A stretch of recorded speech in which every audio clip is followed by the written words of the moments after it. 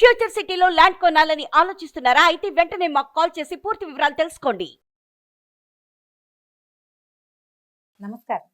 కార్తీక్ పురాణం 10వ రోజు పారాయణలోకి వచ్చాం. అజామిళోపాఖ్యానాన్ని వింటున్నాం కదా. ఇందులో ఏం చెప్తున్నారు? జనకరాజర్షి అడుగుతున్నారట, మునీశ్వర, ఈ అజామిళుడు పూర్వం ఎవరు? ఇతను ఏం పాపాలు చేశాడు? విష్ణుదూతలు చెప్పిన మాటలు విని యమభటులు ఎందుకు ఇతన్ని వదిలిపెట్టారు? యముడి వద్దకు పోయి యముడితోటి ఏం చెప్పారు? ఒక వ్యక్తిని తీసుకురమ్మని భటుల్ని పంపించాడు యముడు. అతన్ని తేలేదు, ఒట్టి చేతులతోటి వెళ్ళారు.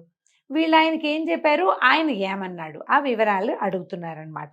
అప్పుడు వశిష్ఠుల వారు ఇలా చెప్పారట, యమదూతలు విష్ణుదూతల మాటలు విని శీఘ్రంగా యముని వద్దకు పోయి సర్వవృత్తాంతాన్ని నివేదించారు. మహానుభావ, మేము అక్కడికి వెళ్ళామండి, ఇదిగో ఇలా ఇలా జరిగింది అని చెప్పేశారు కల్లా. అప్పుడు ఈయన ఏమన్నాడంటే, ఏం చెప్పారు చూడండి. అయ్యా, పాపాత్ముడు, దురాచారుడు, పరమ దుర్మార్గుడు, నిందిత కర్మల్ని ఆచరించేవాడు అయినటువంటి అజామిళుణ్ణి తీసుకొని రావడానికి వెళ్ళాము. విష్ణుదూతలు వచ్చి మమ్మల్ని ధిక్కరించి మమ్మల్ని తగిలేశారు. వాళ్ళు పొమ్మన్నారు, అతన్ని విడిపించారు. మేము వాళ్ళని ధిక్కరించలేకపోయాం. వాళ్ళు మమ్మల్ని ఇద్దేశారు, కానీ వాళ్ళని ఏమనాలో తెలియక అశక్తులమై తిరిగి వచ్చాము అని చెప్పేశారు కల్లా. ఆ మాటలు విని పరమకోపంతో యముడు ఈ అజామిళుని గురించి ఆలోచించి జ్ఞాన దృష్టితోటి చూసి ఇలా చెప్పాడట, ఈ అజామిళుడు పరమ దుర్మార్గుడు, నిందిత కర్మాచరణ పరుడు. అంటే ఏది చేయకూడదని చెప్పబడుతుందో దాన్ని మరీ ఏదో పొరపాటునో గ్రహపాటునో చేయడం కాదు, అత్యంత ఆదరణతోటి ప్రీతితోటి చేస్తాడు. కొంతమంది ఉంటారు వద్దన్న పనే చేస్తూ ఉంటారు వాళ్ళు. వీడు కూడా అలాంటి వాడే. కానీ వీడు అంత్యకాలమందు హరినామస్మరణ విశేష ప్రజ్ఞతోటి పరమప్రీతితోటి చేయటం వల్ల పాపాలు నశింపజేసుకుని వైకుంఠ ప్రియుడయ్యాడు. అందువల్లనే అతన్ని విష్ణుదూతలు స్వీకరించారు. దుష్టాత్ములై హరి మహిమను తెలుసుకొనకనే హరినామస్మరణ చేసినా కూడా పాపాలు నశిస్తాయి. దహనేచ్ఛ లేకపోయినా కూడా తాకిన ఎడల అగ్ని కాల్చక మానదు. మనం అది అంటిద్దాం అనుకోం, కానీ మనం అది తగులుతుంది, నిప్పు వస్తువుకి దహిస్తుంది. అగ్నికి దాహక క్రియే తన లక్షణము. ఈ భక్తితో నామపారాయణ చేసేవాడు, నామస్మరణ చేసేవాడు జీవన్ముక్తుడై అంత్యంలో మోక్షాన్ని పొందుతాడు. భక్తి లేకుండా చేసినా కూడా నామపారాయణ వల్ల, ఆ నామాన్ని పదే పదే అనటం వల్ల, మనం మామూలుగా చెప్పుకుంటామండి, ఒక నామాన్ని మనం శ్రద్ధతోటో అనాసక్తితోటైనా సరే రామ కృష్ణ అంటుంటే ఆ కృష్ణనామధేయం, ఆ రామనామధేయం నుంచి వెలువడేటువంటి శక్తి, ఎనర్జీ మనని సరైన దారిలోకి తీసుకుపోతుంది. ఒకవేళ జీవితంలో సరైన దారి ఉన్నా లేకపోయినా అంత్యంలో వాడికి సరైన దారే లభిస్తుందట. అందుకని కలవు నామపారాయణం అని చెప్తారు. కలియందు తప్పకుండా నామస్మరణే చేసుకోవాలి. ఎవరైనా తిట్టినా నారాయణ నామస్మరణతోటే తిట్టాలి, పిలిచినా నారాయణ నామస్మరణతోటే. బోలెడు నామాలు ఉన్నాయి కదా, ఈ నామాల్లో ఏది మనం స్మరించినా సరే ఫలితం లభిస్తుంది. ఇదంతా విచారించి యముడు ఊరుకున్నాడట. ఏం చెప్తున్నాడు? అజామిళుడు పూర్వమందు సౌరాష్ట్ర దేశమందు బ్రాహ్మణుడై ఉండి శివార్చకుడుగా ఉండి శివద్రవ్యాన్ని హరిస్తూ స్నానం సంధ్యాదుల్ని విడిచి అన్యమానసుడై శివుని పూజించుచు శివునికి అభిముఖంగా కాళ్ళు చాపుకుని సేనించేవాడు. అంటే పూజ చేసేవాడు, ఓం ఓం అనేవాడు. ఈ బుర్ర ఎక్కడో ఉండేది, వేరే ఆలోచన చేసేవాడు. శ్రద్ధగా చేయాలి కదా, ఏం చేసినా భక్తి పూజ శ్రద్ధతోటి చేయాలి. ఆలయంలో చేసేవాడికి శ్రద్ధ లేకపోతే వాడి శ్రద్ధారాహిత్యం వచ్చిన భక్తులు కూడా ఫలితాన్ని ఇవ్వదు పాపం. కానీ వాడు అట్లాగే చేసేవాడు. ఆ గుళ్ళో కాళ్ళు చాపు కూర్చుని శివలింగానికి అభిముఖంగా కాళ్ళు పెట్టుకుని ఉండేవాడట. తర్వాత ఆయుధపాణిగా ఉండేవాడు. బ్రాహ్మణుడు ఆయుధపాణి కాకూడదు, అతను అస్త్రశస్త్రాదులు పట్టుకోకూడదు, పనికిరాదు. అసలు అర్చకులుగా ఉండేవాళ్ళు ఆయుధ ధారణ అసలు చేయకూడదు. కానీ వీడు ఆయుధపాణిగా ఉండి స్నేహితులతో కూడి నానాలంకారాలు అలంకరించుకుని ఇచ్ఛావిహారాలతో తిరుగుతూ బహుభాషి అయి మంచి యవ్వనంలో ఉండేవాడు. ఆ ఊరిలో ఒక బ్రాహ్మణుడు ఉన్నాడట, ఈ అజామిళుడు ఉన్న ఊరిలో. అతనికి రూపవతి యవ్వనవతి అయినటువంటి భార్య ఉండేది. ఆయన ఒకసారి దరిద్ర పీడితుడై ఏం చేశాడు, ఈ బ్రాహ్మణ ఆయన భోజనం కోసం, అంటే సొమ్ములు లేవు, డబ్బు ఏ రకంగానూ రావటం లేదు. ఆయన గ్రామాలు పల్లెలు అక్కడికి వెళ్ళి యాచన చేసుకుని తెచ్చుకునేవాడు. ఒక్కొక్కసారి ఏం చేసేవాడు, ఈయన వచ్చి సంపాదించిన ధాన్యాదకం నెత్తి మీద పెట్టుకుని వచ్చి ఇంటికి వచ్చి ఆకలితో వచ్చి, ఏమే నాకు ఆకలిస్తుంది, త్వరగా వంట చేయి, కాసిన మంచినీళ్ళు పోయి అది తాగి కొంచెం శాంతిస్తాను అని పలికాడట. ఒకసారి పలికితే ఆయన ఎన్నిసార్లు పిలిచినా ఆవిడ, ఆ అమ్మాయి అతని భార్య పలకలేదు. ఇంటికి వచ్చిన భర్తకి మంచినీళ్ళు ఇవ్వకపోతే ఏం పూజ చేసినా ప్రయోజనం లేదు. మంచినీళ్ళు మనంతట మనమే ఇవ్వాలి, లేదా వాళ్ళు అడిగినప్పుడైనా ఇవ్వాలి. అది చేయగా ఇది చేయకపోతే మనం పూజ చేసినా ప్రయోజనం లేదు. అయితే ఈవిడ ఎవరో ఒక కుర్రాడి గురించి ఆలోచిస్తోంది, ఆవిడ పాత స్నేహితుడి గురించి. ఆలోచనలో పడి ఈ భర్త మంచినీళ్ళు మంచినీళ్ళు వంట చెయ్యి అని చెప్తుంటే వినిపించుకోలేదు. ఆయనకు కోపం వచ్చి ఏం చేశాడట, ఒక కర్ర తీసి మూలన్నది భార్యని 2 దెబ్బలు కొట్టాడు. ఆవిడ కూడా ఊరుకోవాలి. ఆ 2 దెబ్బలు తిన్నాక భర్తని ఫెడేలు ఫెడేలమని ముష్టిఘాతాలు 2 కొట్టింది ఆయన్ని. కొట్టాక ఈయన వెంటనే ఈ దెబ్బలు తిన్నటువంటి బ్రాహ్మణుడికి చాలా సిగ్గు అవమానము కలిగి, ఇదేమిటి నేను భార్యతో దెబ్బలు తిన్నాను, ఈమె కోసమే కదా నేను ఇదంతా యాచించి ఆ ఊరు ఈ ఊరు తిరిగి ఇంత ధాన్యము తీసుకొచ్చి పడేస్తుంటే, ఇది మంచినీళ్ళు కూడా ఇవ్వకపోగా నా కోపం వచ్చి నేను దెబ్బ కొడితే తిరిగి కొట్టింది నన్ను, కొట్టచ్చా కొట్టకూడదా అని అడగండి. పురాణంలో మాత్రం ఇలాగే చెప్పబడింది. వాళ్ళు కొట్టారు, అతను కొట్టాడు కాబట్టి ఆమె కొట్టిందండి తప్పేమిటి అని అడగకూడదండి. ఇది ఆ కాలం కాదు, కలికాలంలో లేరు వాళ్ళు, కొంచెం ముందు కాలంలో ఉన్నారు. అయితే ఆయన ఈ భార్య అవి దెబ్బలు తినేసరికి ఆయనకి విసుగు పుట్టేసింది. చీ అని ఇల్లు వదిలిపెట్టి బయటికి వెళ్ళిపోయాడట. వెళ్ళిపోయి ఈ భార్య గురించి వదిలిపెట్టేసి, అంటే ఇంకా వెనక్కి రాలా ఆయన, ఎక్కడో యాచన చేసుకుని ఒక పొట్ట నింపుకున్నాడు. ఈవిడేం చేసింది, రాత్రి అతని బయటికి వెళ్ళిపోయాడు, సాయంకాలం అయ్యేసరికి ఈ కోపం వచ్చి వెళ్ళిపోయాడు కదా.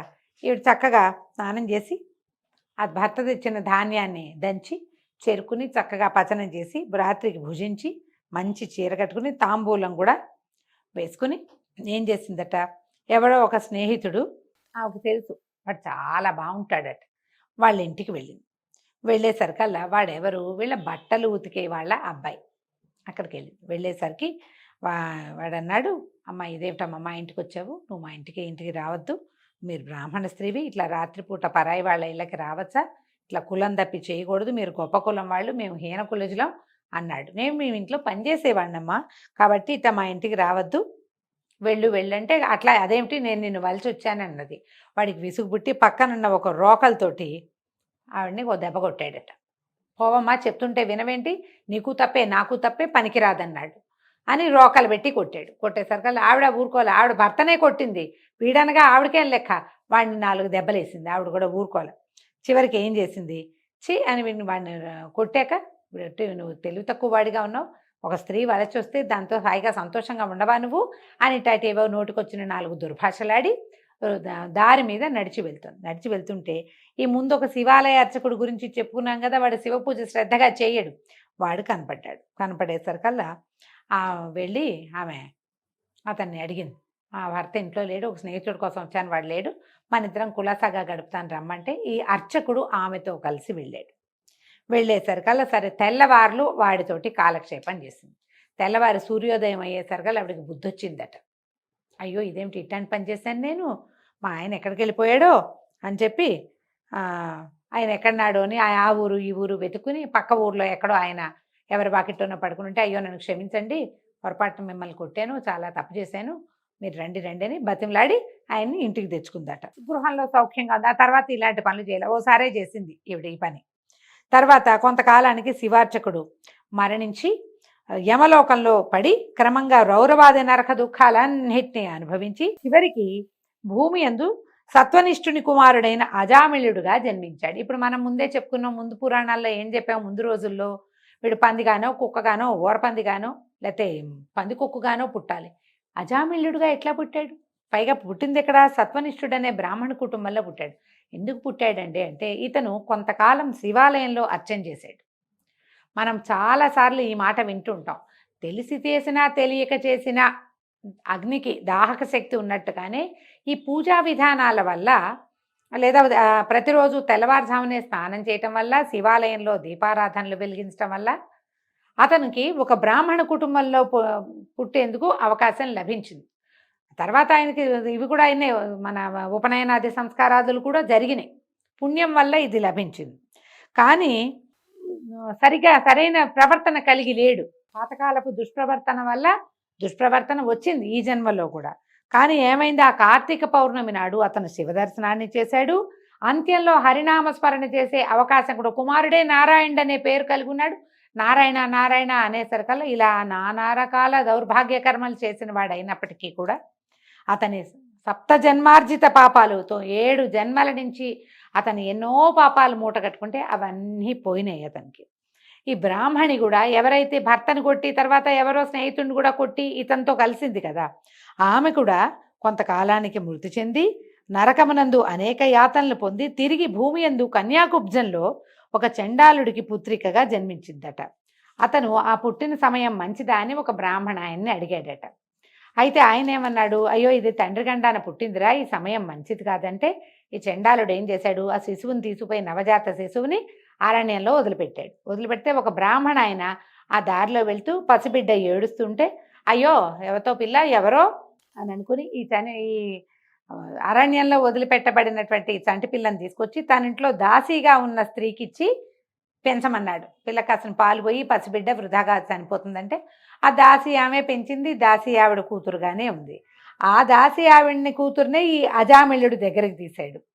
తర్వాత ఏమైంది, ఈ అజామిళుడి కథ ముందే చెప్పుకున్నాం కదా, అంటే పూర్వజన్మలో అజామిళుడితో కలిసి చేయకూడని పని చేసిన స్త్రీయే ఇక్కడ ఈ రకంగా జన్మించిందట అని చెప్పి, రాజోత్తమ ఇది నువ్వు అడిగిన ప్రశ్నకి సమాధానంగా చెప్తున్నాను. అజామిళుడి పూర్వవృత్తాంతము ఇది. హరినామ సంకీర్తనము పాపములకు ప్రాయశ్చిత్తము చేసుకొనుట. అంటే హరినామ సంకీర్తన చేసిన వాడికి ప్రాయశ్చిత్తాలతో పని లేదు. మామూలుగా ప్రాయశ్చిత్తాలని ఏం చేస్తారు, పంచగవ్య ప్రాసన చేస్తారు, దర్భలు కాల్చి నాలుక మీద వాత పెడతారు, అగ్ని సంస్కారాలు చేస్తారు, ప్రాయశ్చిత్త క్రియలు చాలా చేయబడతాయి. కానీ ఎవడైతే హరినామ సంకీర్తన చేస్తాడో వాడికి ప్రాయశ్చిత్తం అవసరం లేదు. శ్రద్ధగా చేస్తే మరింత ఫలితం ఇస్తుందన్నమాట.